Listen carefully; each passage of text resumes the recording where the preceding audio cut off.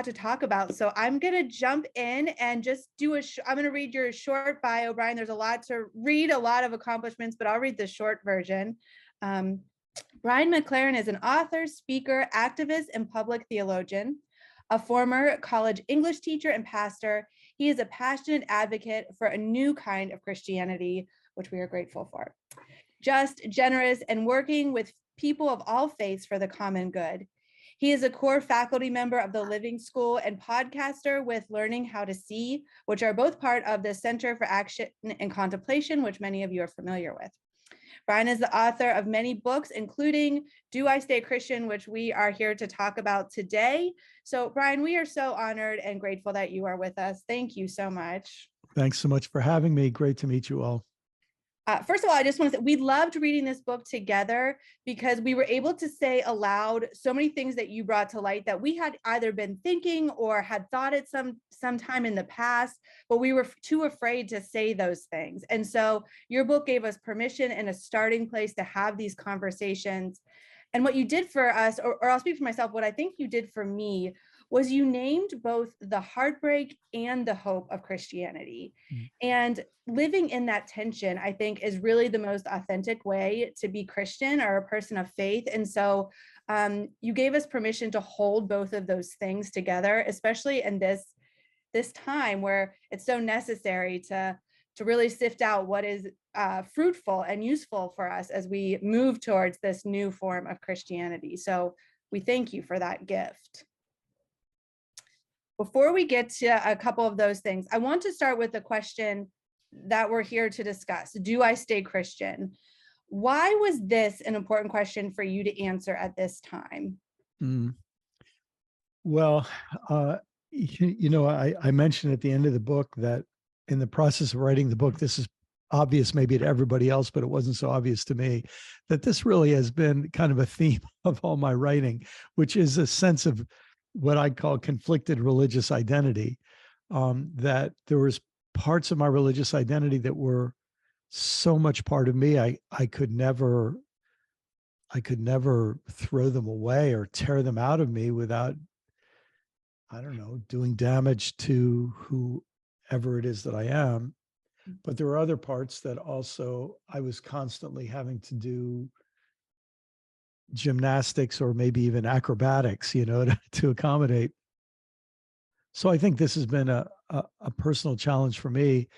If I'm going to stay Christian, how am I going to do it? And I don't know if you feel this way, Chelsea, and if there's any other clergy on the call, but sometimes I think a lot of us become pastors because we feel like maybe I'll have a little power to set the rules of the game to be one that I want to play, because I'm not sure I could live by some other people's parameters,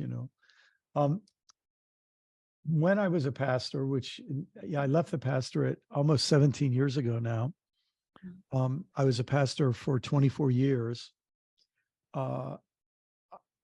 So many of the people in my congregation were people who had left Christian faith. The majority, I lived in Maryland, and Maryland is a historically Catholic state. So the largest group of people in our church were people who were born Catholic and then had left shortly after confirmation, very often back in those days. And then maybe they'd gotten into 12-step recovery or something else happened in their life, and they had been invited to our church, and so their question of Christian identity was an issue. It wasn't a given, And then we also had a lot of people in our church who would say to me something like, "This is my last stop. I think I'm on my way out of Christianity. If there's no hope here, I'm out." So I think it was always part of the people that I was dealing with. But in recent years, and just to be very honest, especially since 2016, here in the United States, it felt like there were forms of Christianity that were doing their very, very best to drive an awful lot of other people away. Yeah. And I think that intensified it for me. And maybe one last thing I should say is that in the years before I wrote the book, I think a lot of people would be shocked how many pastors are having a deep crisis of faith. And the number of them that have confided to me also is motivation for me to write. Yeah. Yeah, and you tell the one story about Seth in the book about, running the marathon and feeling like the people are dropping off right before we get to that finish line. I Yes. so resonated with that story and just the desire for us all to come along and get across that finish line. And Yeah. so, yeah, I really resonated with Seth's story. In a virtual summit called The Future of Christianity that you participated in, I think just in August, through Center for Action and Contemplation, you say that some people might find it dangerous that we are even asking this question. Why do you think this is such a contentious question or idea for people? Yeah. Boy, I should find out who said this. Yeah, I remember the quote, but I can't remember who said it. But somebody somewhat recently said that for many centuries of the last 2,000 years, it took more courage for a person to not identify as a Christian than to identify as one. In other words, they were part of a Christian society, and the threats and dangers of in any way disaffiliating were so great that everybody would comply. And then he said, but we're moving into a time where it feels like it's taking more and more courage to identify with Christianity for all the complex reasons I think we all understand. And and I think but what ends up happening is people who are in a Christian community, many of our Christian communities become, I don't know, more defensive or more nervous, or they feel embattled. And if you disaffiliate, they're done with you. And so the feeling that you're not just making a decision about your theological beliefs or your religious identity, you end up making a decision about whether you're accepted in your family, whether you're accepted, whether you have to find a whole new circle of friends and so on. I'm thinking, last year, when my book Faith After Doubt came out, I found out that a lot of Mormons were reading the book, and a group of someone contacted me and said, I lead a secret group of 75 young Mormons who have just read your book. Part of the way that you become part of this group is you have to make a vow that you will never disclose the names of anybody else in the group. And we wondered if you'd be willing, on condition of confidentiality, to, meet with us, kind of like we're doing now. So we were having this meeting, and a young woman spoke up and she said, Brian, just to give you an idea of the people you see on this screen, let me tell you my story. She said, if I told the leader of my congregation that I was reading your book, and that the leader of my congregation knew what the book was about, I would be disfellowshipped today. And by tomorrow, my children would be asked to leave the Mormon school that they go to. By the end of the week, word would get out in our town, and nobody would patronize my husband's business. So within a week, we would need to have plans to move to a new city, find a new home, find new work, because to deviate would be that big a cost for us. So, and it's not just that way for Mormons. There are an awful lot of Southern Baptists and Roman Catholics and Pentecostals and non-denominational Christians who feel that same way too. For Presbyterians, I think it's hard to imagine that kind of a thing, or Methodists or Lutherans, but you wouldn't have to go back but a couple hundred years. In fact, even when my parents were young, they told me that if a Methodist married a Presbyterian, it was considered an interreligious and interfaith marriage, right? And it would be horrifying for people to think about that. So these kinds of questions have very far-reaching ramifications. Yeah, I've had friends that have they do these things in secret. They read books in secret and Yeah. they have conversations.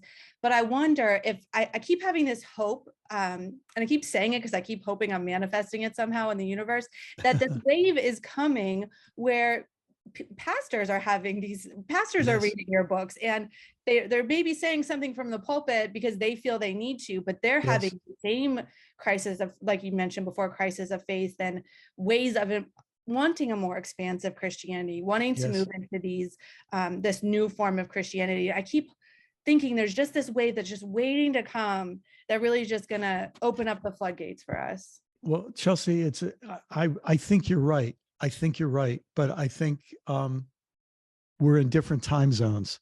Mm, So it happens in different denominations at different times. yeah. And it takes, and for the first 10 people, it's grueling. And for the next 100 people, it's super difficult. And for the next 1,000 people, it's difficult. And for the next 10,000 people, it's a little less difficult. You know what I mean? The breaking, changing the norm and the narrative it's a long process, and it's the hardest for the first few people. Yeah. Yeah. I'll just pause here and open it up. Does anybody have a question for Brian that they would like to ask? I got a ton, so we're not at a lack of things to talk about, but okay, so I wanted to know, who was your audience when you were writing this book? Who were you hoping would pick it up? And as you wrote it and it's now living out in the universe, has that changed? That's a great question. Well, I mean, one way it's changed is, when I was writing it, I was really only thinking about Christians and it's kind of regular Christians. And it's been very interesting to hear from, I guess, Christian adjacent groups like Mormons and so on, and find out, oh, this is going on out there. I was contacted by, I probably shouldn't be, well, yeah, I probably shouldn't mention this, but I'll be discreet here. But I was contacted by the leaders of a group that most, if not all of you have heard of. That's one of those Christian adjacent groups who basically said, we're going through the same things, and I think we're going to end up at the same place. I was contacted by a Hindu leader who grew up Southern Baptist, and this person talked about how the book meant a lot to this person. So it's interesting to realize that in some ways the struggles of religious identity are remarkably similar in many different religious settings. Years ago, I read a book by a Canadian Muslim feminist lesbian journalist. There's a series of adjectives that a lot of people wouldn't expect to hear together. Irshad Manji, and she wrote a book called The Trouble with Islam. And it was her, in a sense, saying, I'm Muslim. I'm not leaving my faith, but I'm going to be honest about who I am and the problems I have with my faith. And I think one of the things, Chelsea, that's happened in the last, however many years, is that podcasts, to me, have become the new place for people to go public and have a podcast is kind of weird because in one sense it's public, anybody can listen to it, but in another sense you tend to only listen to it alone in your car or taking a walk or something, and it's a way for people to eavesdrop on conversations that they need to have happen. So I think what that's doing is just what you said before. A lot of people had these questions in private and they didn't know anybody they could mention them to, and now they find out, oh, there's more and more people asking these questions. I don't have to be so secretive anymore. So I guess I would say it just felt like the audience grew, in the sense that there are more people out there having these qualms and questions than I realized. Yeah. And I mean, even the title of the book, Do I Stay Christian, I think is something that bounces around in people of faith heads, anyway. Yeah. And I wonder if you ever run into this tension of saying, I'm Christian, but not that kind of Christian. And like, Yes. what does that look like, or how fair is that? I always struggle with how fair that is, but I'm Yeah. wondering how you respond to that. Well, the first thing that comes to mind when you say that, Chelsea, is I just think, gosh, I'm an American, but I'm not that kind of American. And Yeah. I'm male. I'm not that kind of male. I'm cisgendered and straight, but I'm not that kind of cisgendered and straight. It Yeah. feels like on so many different, in so many different ways, our identities are contested. And years ago, um, a Christian writer from Canada whose name I'm forgetting. I'm forgetting a lot of names tonight. He said, it used to be that we lived in a pluralistic world where you had Catholics meant this, and Protestant meant this, and Jewish meant this, and Buddhist meant this. He said, we don't just live in a pluralistic world anymore.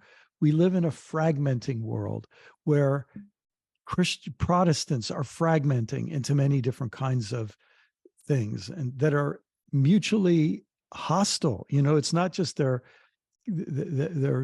opposite and oppositional. And Catholics, who would have guessed 10 or 15 years ago that the kind of schism that's being threatened by Pope Francis's enemies in the Catholic Church, and similar things are happening in every different religious community.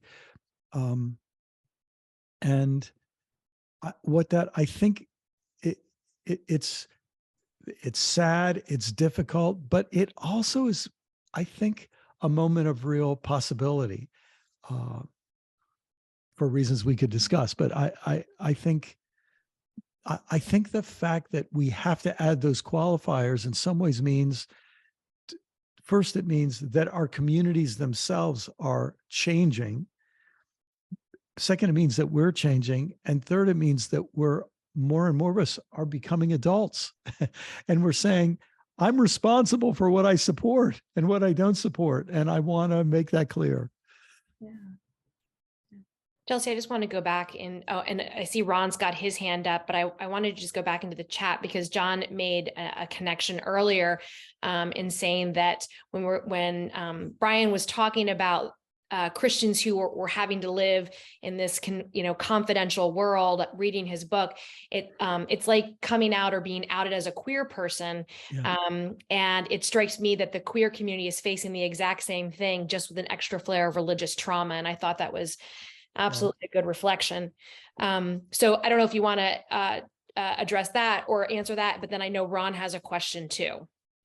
Well, let me just say, I think that is brilliant and it's accurate. In fact, the gay community, all of us who are alive right now, we have to realize how fortunate we are, because in a sense, we got to watch what normally might take 100 or 150 or 200 years. We got to watch it happen in 10 years. I was just hearing today that it was 10 years ago, I think today, that Joe Biden said that he was supportive of gay marriage, and he got in trouble during you might remember. And 10 years later, or I guess it was yesterday, or was it today, that Congress passed a law protecting gay marriage. And you just think, we got to witness something that normally would take a couple of generations be accelerated in a very short amount of time. And it involved people having the courage to come out, and building enough momentum in that process, that because it's only by people coming out that lets other people know that their stereotypes were wrong. It's such a big risk, but it's also this huge, the best kind of data dump into the world. Like, now we know all these people and we won't just believe what other people are saying about them, you know? So I just think it's a really great analogy. And in a certain sense, by more of us having the courage to say, I'm a Christian, but not that kind of Christian. It's us saying, letting people know there's options here. Not everybody is like that. And that gives not only me freedom to be true to who I am, but it, in a sense, the more it happens, it opens up freedom for more people. So thanks. That's really good. Thanks for bringing that out, Dana. Ron? It's Ron? Yeah, let's hear from you, Ron. Well, one chapter that resonated with me was chapter 10, the title, Because Christianity is a Sinking, Shrinking Ship of Wrinkling People. Yes. Having just turned 70 recently, when I go to church, I mean, it's in front of us all, you know, that the congregation is aging along with the general population. And I think one answer to this is what we just discussed is, you know, having an open uh, congregation of all types of people. That's something that attracted me to this particular church, that they had women leadership and they were involved in having an open congregation, unlike a lot of other churches. And, you know, how can we, you know, I think the elephant in the room is what's going to happen 5, 10 years from now as the congregation ages out, and how are we going to get families back involved with the church to maintain the congregation. So I think inclusion is one attempt or way of doing that. But do you have other ideas how we can attract particularly younger families back? Ron, it's such a great question. Thanks. And I just love the spirit that you asked it in. As you were speaking, you brought to mind an experience I had a few years ago with the very opposite spirit. Sort of. I'll tell you what happened. I was speaking to a Lutheran synod. So it was synodical gathering. So it was Lutheran clergy and lay leaders. And I gave a talk. I was asked to give a talk. And when I finished and they opened up for questions, a woman came to the mic and said, your talk really bothered me. She said, I'm a lay person. My minister is right over there. And she pointed to him. And he'll tell you what I'm about to say is 100% true. Every single change that he has proposed, I have opposed it. I've been against every single one. And then she said, and what bothered me about your talk is I've been sure I was right and he was wrong. And she said, and now you're making me wonder if I've been wrong. And here's what she said. It was like she was thinking out loud in front of everybody. She said, I want to keep the church the way I like it and the way it's always been for me. And now all of my children and all of my grandchildren are far from the church and far from God. And maybe it's because of people like me. I mean, it was just this stunning moment where she sort of, I didn't even think she knew what she was going to say when she started talking. But I think a couple of things. First, Ron, and I promise you, Chelsea didn't pay me to say this, but to have younger pastors is this incredible blessing for congregations like you, but it also gives you an incredible responsibility so that people would have your attitude and not the attitude that that woman had had before that day at the Lutheran Synod. That in a certain sense, I think one of the things that older people have to do is sort of make a deal with their pastors. They have to say something like this: look, I hope you will take good care of me. I hope you won't forget about me. I hope you'll, be my pastor through this stage of life. Because look, all of us who are getting older, I'm just a couple of years behind you, Ron. We understand that you kind of need pastoral help as you get older in a way you didn't really need it for a lot of years. And so I think we need to be able to say, I trust you'll be there for me, but I want to get behind you in doing what you need to do in reaching the younger generation. And if you need to go against some people of my generation to bring about changes, I've got your back and I'll talk to them for you. And you know, I understand that those of us who are paying the bills right now aren't going to be around forever. And we have to be willing to now prepare the way for coming generations. Now, sometimes what that means is, well, it can mean 100 different things, but what it means is permission is given to young clergy to take good care of their older parishioners, but for that to not be their whole job description, and to give them freedom to help their congregation reach out to more and more people. Now, I think there are two main groups of people that a congregation like yours needs to be thinking about. I'm going to be very specific. I hope you don't mind. The first one is, I think you have to be thinking about young evangelicals and Catholics, because young evangelicals and Catholics are leaving church in droves. They're being driven away really, really fast.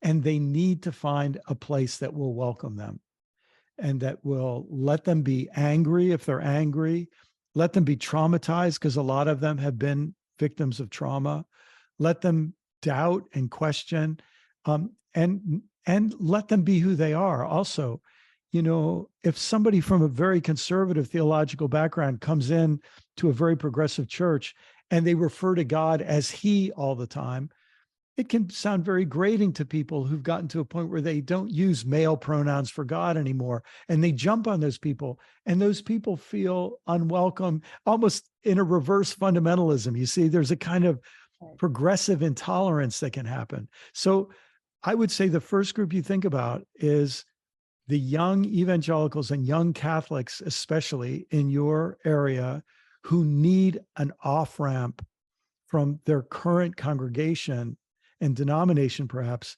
and they need an on-ramp into a more open and inclusive community. That's the first group I'd think about. And then the second group I'd think about are what I would, you know, what a lot of people call the spiritual but not religious.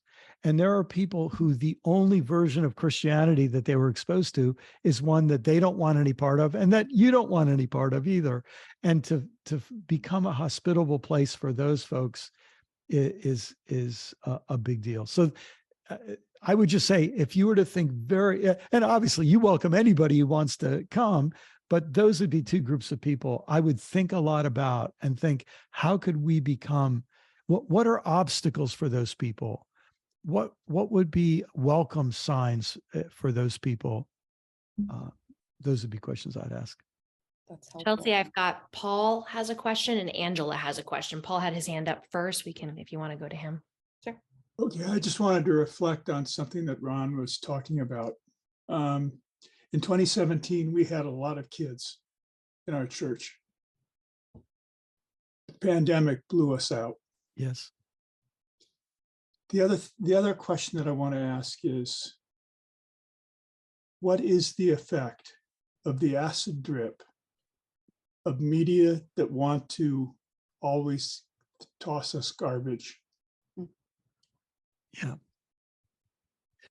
How Tell me what kind of garbage you mean. I want to be sure I understand.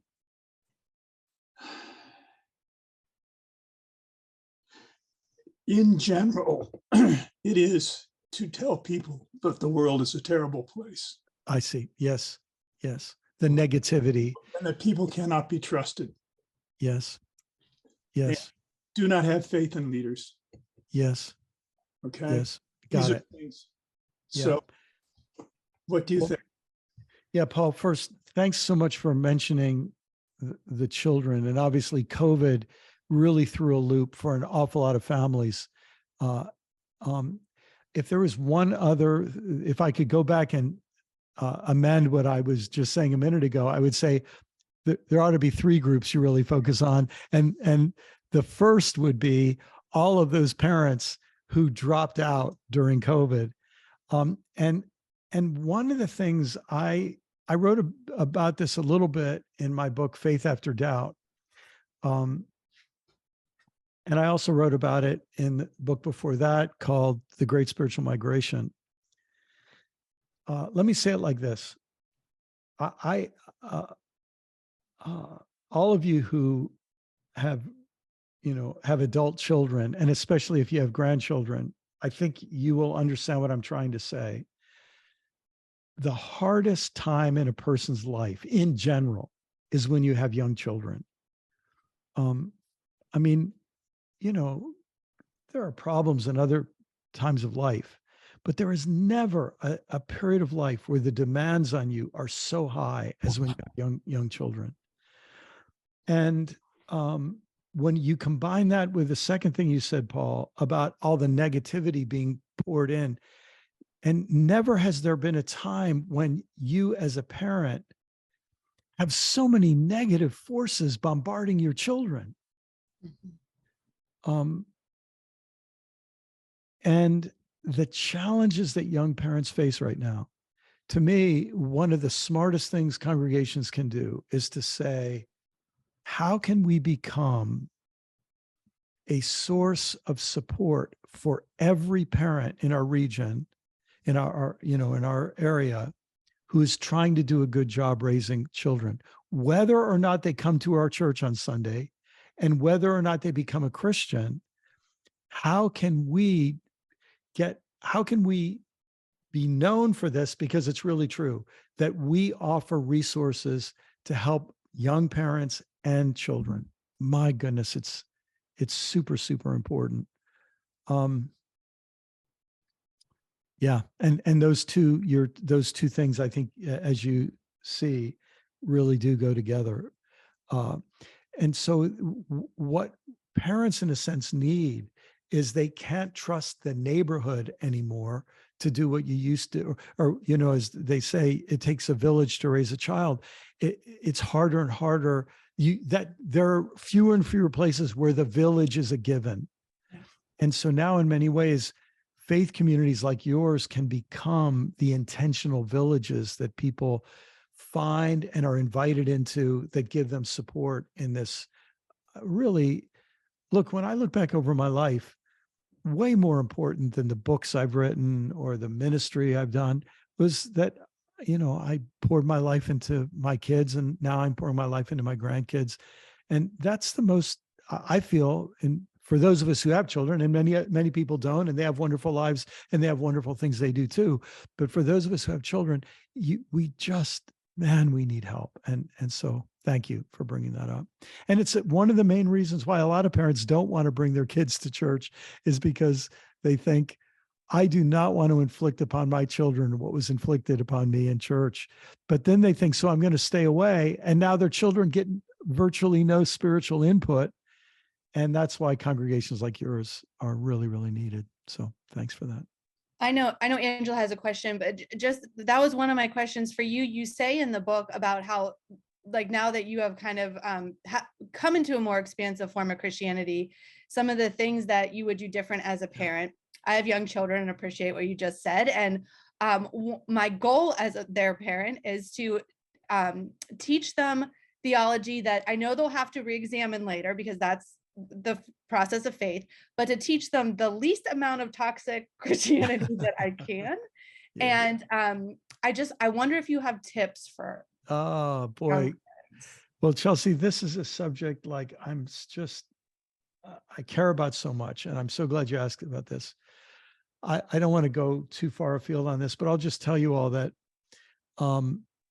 there's a group that is in the process of trying to form right now, of Christian educators, people who do parenting blogs and write parenting books from a more progressive Christian perspective, that is trying to come together right now to grapple with how do we make more of these resources available. And it's kind of in the developmental stage right now. When it goes public, you'll see something on my website, which is just brianmclaren.net, because I'm giving money to it. I'm trying to give some moral support to it. I want to see something like this get off the ground. So this is really close to my heart. By the way, on my website tomorrow, brianmclaren.net, I will have an announcement about a parallel thing that's happening for college students, but that's another story. We will make sure to post the link so everybody can. Oh, good. Yeah. But Chelsea, I have maybe two tips that I could offer. The first would be, The first would be that what is more important than telling a child what to believe is showing a child how to believe. And the way we show our children how to believe is by being transparent about the difficulties as well as the joys. I think we have to be transparent about the joys. We really do. That means you're driving home from church one Sunday and the kids are in the back seat, and, you say to them, "Hey kids, can I tell you something?" "Sure, Mom, what's up?" "I really had something happen to me during church today. I really felt the Spirit of God touching my heart about something. And can I tell you about it?" To be transparent about our spiritual experiences, but then also to be transparent, I'm really having questions about this, or, I'm a committed Christian, but boy, when I hear Christians do what that guy just did on the news tonight, it just breaks my heart. To let all of that show, I think is really important, because the how is way more important than the what. That's the first thing I'd say. I know some people would disagree with me on that, but I also think even the people who would disagree with me could see the point I'm trying to make. And then the second thing I would say is I would invite my kids into, let me call it, the interpretive community. And what I mean by that is I would always, if the kids hear a sermon, or if you read a Bible story together, or I would always ask the kids, "What do you think that means?" And I would ask kids questions like, "Do you think that story needs to be true to have a meaning? Like, did it have to actually happen, or could it have a meaning without it happen?" In other words, you ask them questions to get them talking. We adults eventually realize this. We learn more when we're talking than when we're being talked at. So I think it's true in many ways for kids, especially kids when they get to 8 or 9 years old, and their own interpretive frameworks start to expand. So, and I would be on the front end of that. I would be handing kids as much interpretive responsibility and opportunity as I could, as early as they were interested in it. So I hope that's helpful. That's very helpful. Angela, I know you had a question. Yes. Hi, Brian. Hey, Angela. Nice to meet you. Nice to meet you too. I want to say thank you for your work. First of all, when I was deconstructing in seminary, you made me feel less crazy. Thank you. Appreciate the work that you've done all these years. Labels, they can be helpful. They can be unhelpful. I know people, the younger generation wants to not use as many labels because they don't want to be trapped within an identity that isn't, it could be real today and not real tomorrow. And there's a sense of fluidity. And then when we come to the label of Christian, that's helpful and that's unhelpful sometimes. And I know there are people who are incredibly spiritual who don't like the word Christian, and cannot ever, because of the toxicity and the abuse of the church, ever identify with that word ever again. What do we do as clergy when we are called to, I'm committed to Christ, but again, there's the fundamentalists who, or the evangelicalism that says, well, I'm just a follower of Jesus. And that's another form of toxicity. I don't even want to say that, because that's been claimed for abuse. Yes. How do we journey with people spiritually when people cannot ever claim the word Christian in an authentic, meaningful Yes. way. I Yeah. see it all the time. People are wanting to come to church. They're connected to me somehow, but they don't want to enter into our traditional service, or they don't want, they will never claim the word Christian. Anyways, I can go on and on about this. What would you say to that? Yeah. Well, Angela, it is such an important question. First, could I just ask, does everybody on the call, do you understand how important that question is? And do you understand how each of you, in a sense, could play a role in the answer? And here's what I mean. And in fact, maybe I could just tell two quick stories. They come from like more than 16 years ago when I left it while I was still a pastor. But we had a lot of people in that category in my congregation. And we had this group in the church that did drama, like they were into drama. We would have like a play, maybe a major play every year. And these were not religious plays. They would, do different kinds of drama and improv. And sometimes they do things in the services. And there was one woman in the drama group who became very beloved. She was a great actor. She'd gotten involved in the group because some of the other people involved in the group were friends with hers from a community theater group. And so she was very beloved. She was a good actor. But I knew that she was an atheist. She'd been brought up in a strain of Buddhism that was non-theistic. And she loved our church, but she didn't believe in God and didn't want to be called a Christian. And so I was preaching, I can't even remember what I was preaching about, but I said to her, would you be willing to tell your story to the congregation? And she was a little nervous, like, can people handle it? I said, well, they better, let's make sure they handle it, and so one Sunday, as part of the sermon, she came up and she said, well, I guess I just want to let you all know that I'm not a Christian. I've never been a Christian. I came to this church because John over there invited me, and it's been one of the best experiences of my life. I've never believed in God. And if I ever do, it will be because I've been welcomed into this community.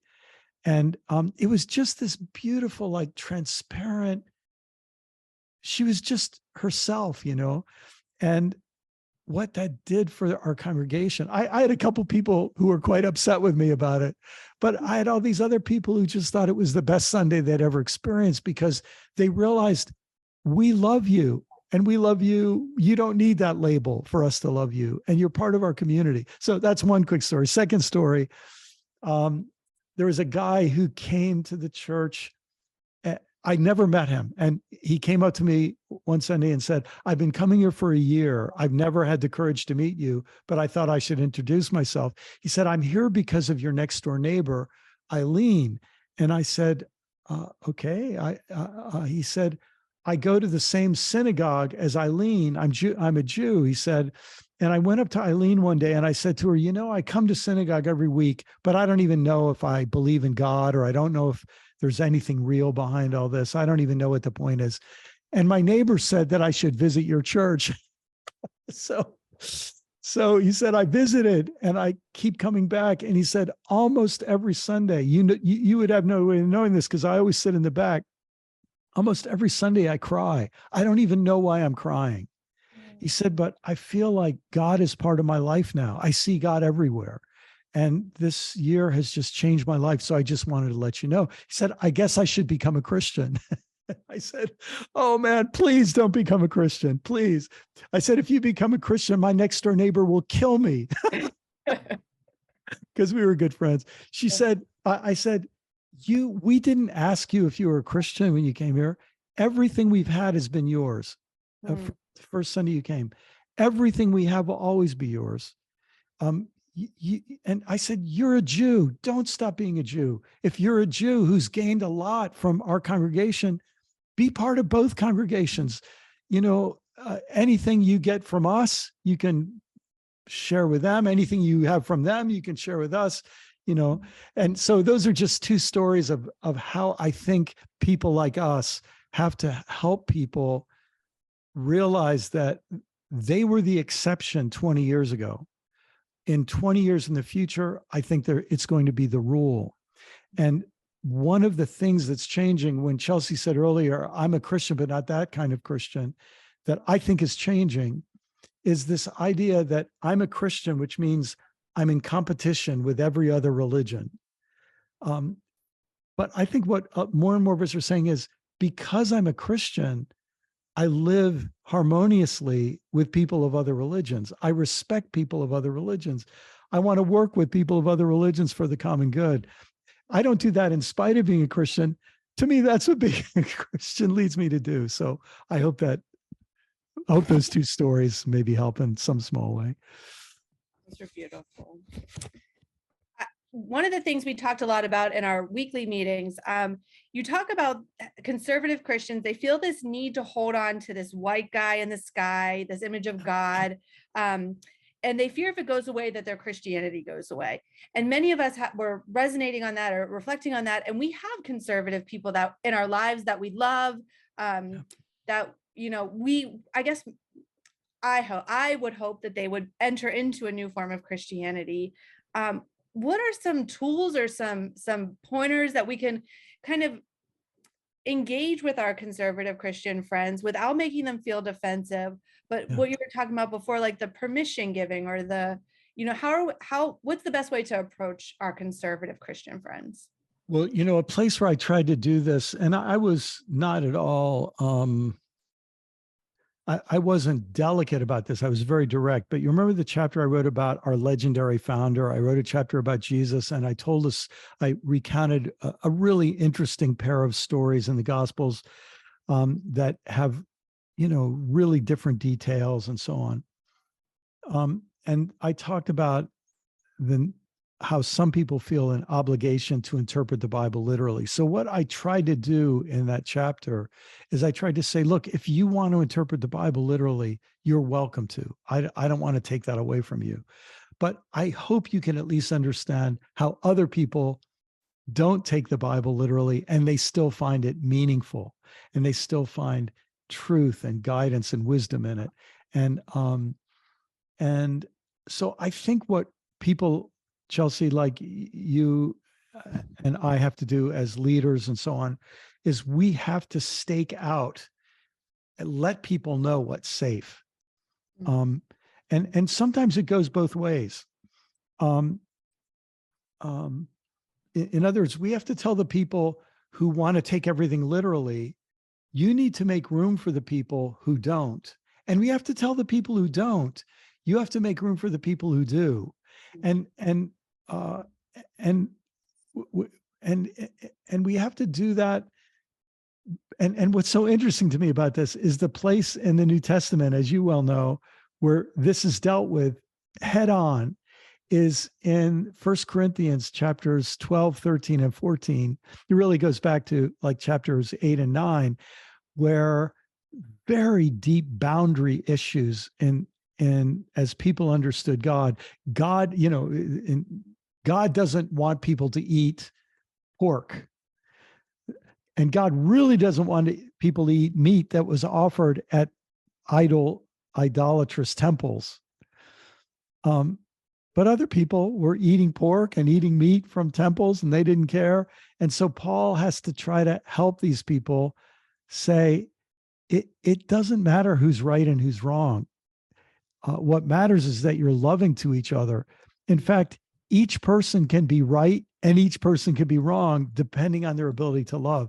And what that leadership, it seems to me, is doing is shifting from being right on the opinion to being loving in the heart and the attitude. And that to me is one of the most central things that I think the Christian faith is trying to grow into right now, is to graduate from being right about beliefs to being right about what the highest priority is, which is learning to become loving people who embody and grow in that kind of transcendent love. So I hope that I can say it, but it's this deep process of unlearning and relearning for ourselves and others too. which is why it's helpful. One of your tips for the children was how is more important than what. So how we Yes. love our neighbors is more important than what our neighbor. And I think a lot of times for progressive, liberal, whatever you want to call it, we do, or I do, get on my high horse of what's right. And I've moved past that, and I'm more mature or whatever, I've evolved, and I can get in the same place that I feel conservatives often are, with like my stance staked in the sand and whatever. So. And so much of this, as you know, but I think all of us learn this as we get more mature, is there's a story behind almost everything for everybody. And to try to deal with the issue without dealing with the underlying story in that person's life, it never gets us very far. When I gave one of my very first sermons, this is 20 years ago, maybe more than 20 years ago, but I gave one of my first sermons about LGBT equality. I had a guy just spitting nails mad at me, and he was so angry. So I said, well, look, we don't have, this is right after the service. I said, look, we don't have time to talk about this now, but let's be sure to talk this week. So we set up a time. He came, and we actually took a walk out in the fields behind our church. And he confided to me something I'd never known. He said, look, I was raised in foster homes, and I was sexually molested by 3 different foster fathers. Well, in his mind, homosexuality was what his foster fathers did to him. And nobody had ever explained that there's a difference between child abuse and being gay. And so, and I did not convince him of that in that walk that afternoon, but at least I understood why he was so animated by this. This tapped into all the trauma that he'd been living with since he was a, poor little kid in foster care. So instead of just seeing him as a conservative, bigoted person, I saw him as a damaged person who is trying to cope with his trauma. And that doesn't make everything easy. But it at least, I think, helps us deal with reality a little bit more. I think we have Alan has a question in the chat before we get to maybe wrapping up with our last question. But let me see if I can find it. Okay, so Alan's question is relative to chapter 25, reconsecrate everything. I attended an interfaith Thanksgiving service in Chula Vista last week. Lovely people, but the homily, the discussions on pilgrims in particular were disturbing to me. So want to meet with other Christians, but is this a good thing when you can't comment or have a negative? Did I read that right, Alan? Yes. I mean, basically what I'm saying is that we want, it was also happened at a couple of memorial services where the music chosen was very different. And including the national anthem at one of them. And it's a difficult situation where you have to smile. But do you want to encourage other people to be involved in this interfaith service where the message was not exactly the message that that our pastor would give or we would hear in our church? Oh, Alan, I bet if we ask for a show of hands, a lot of people have been in those awkward, painful, difficult situations. Yeah. I don't have any advice for you in that, Alan, except to say that I commiserate. I feel the pain. I'm in those situations very often. And it's different when you're participating in something public than when you're just in a one-on-one conversation. I'm a firm believer that if you're in a conversation, a small group, that it's, here's my little mantra, if this is of value to anybody, it's, wow, I see that differently. 5 words. Wow, I see that differently. And then people almost always will say, well, what do you mean? And then I will say, generally, I don't really need to go into it now, but if you ever want to ask me about it in private, I'll be glad to talk about it in private. But I just want you to know, I really see that differently. Like, that's what I do if it's with one-on-one or in a small group of people. I call it the courage to differ graciously. I don't need to convince them that I'm right or that they're wrong, but I don't want to give the idea that silence would mean tacit agreement. Yeah. But in a larger group, it's very hard to know what to do. Something that might be constructive in a situation like that would be to go to the organizers afterward and said, I came to this. I know you put a lot of work into it. I'd like to share with you an experience I had while I was sitting there when this was said and when this was done. And there might have been 10 things. I would just choose one or two, because if you give too many, they'll just tune you out. But give one or two and just say, so this ended up being a really uncomfortable experience for me. I'm not sure if I want to come back next year, but I wondered, do you understand why this was uncomfortable for me? And are you okay with that? Something like that. But not easy. Yeah. Not easy. Thank you. I think it's the concern is that people go along to these, Yes, and they hear, it sort of goes over their head, and it's well, that's a different message than we're getting in our church. yes. And it's very difficult, because you can't stand up and say, hey, or you can't get in touch with the pastor, your own pastor. You can easily have discussions with, and say, look, and I had that discussion with our pastor today, because one of the hymns that we had last Sunday was fitted into your category in that chapter, and saying, I think we need, and he's very, very good. I have no problem with that, progressive. But it's like, I think we need to be a little bit more careful at times in some of the hymns that we sing and the message that's in them. We've been singing them for hundreds of years, but that doesn't mean the message is what we want nowadays. They may have reached the end of their they've reached the end of their use by date. Yes. Well, I speaking about reaching the end, I know we're at the end of our time together, but I have to ask you this question. We asked this question to all of our guests, but I think particularly I'm curious in your question, Brian, what is your hope for the church?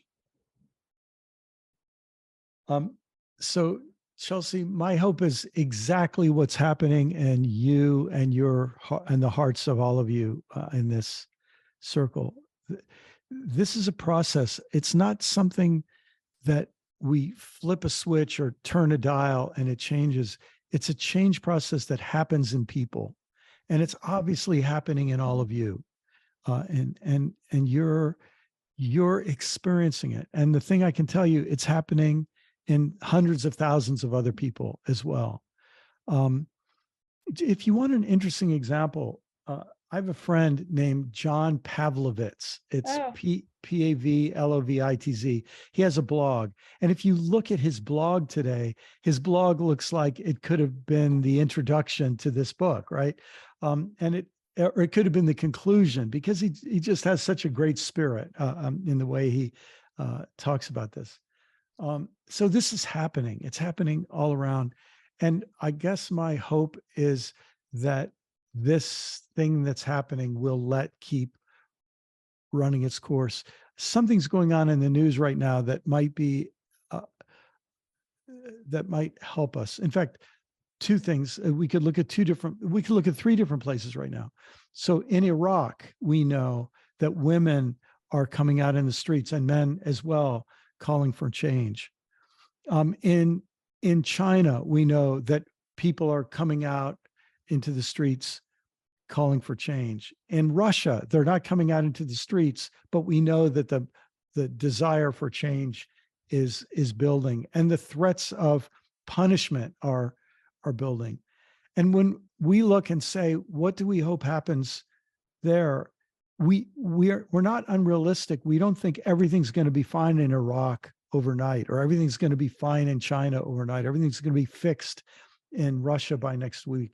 But I think what we hope is that desire for a better life and a better way of living and a better country and so on, that desire won't be squashed.